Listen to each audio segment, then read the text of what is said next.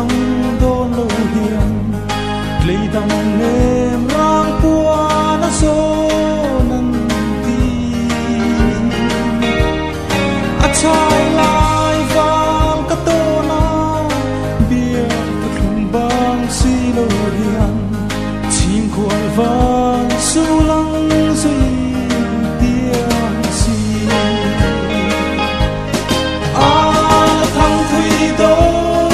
nê cần sắp qua về là Hallelujah chỉ lại đến kinh se cho vào ba tin lo mi le mong ter thiam mi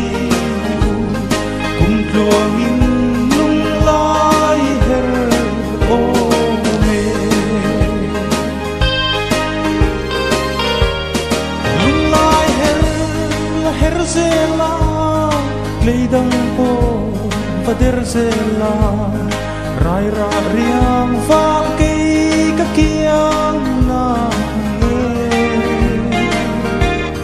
tung tog leng chu zong ve in chung pathian khua lu zara a damin parte idam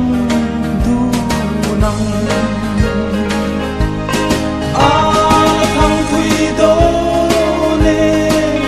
sắp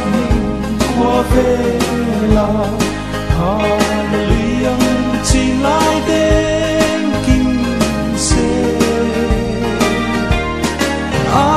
cho vào ba tin lo đi le mong ter thiam mi cùng luồng in lung lai her o me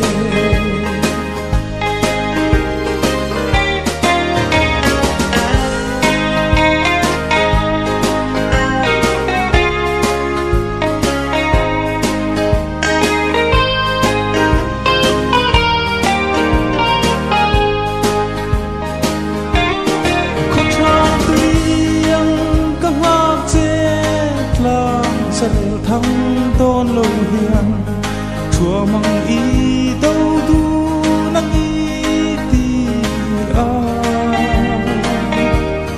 lung cả chi nghe nắng ngày rong khua rây tim kim tôn chàng đâm ta kín lên đắng và đer se thăng thủy đô cần sắp qua về là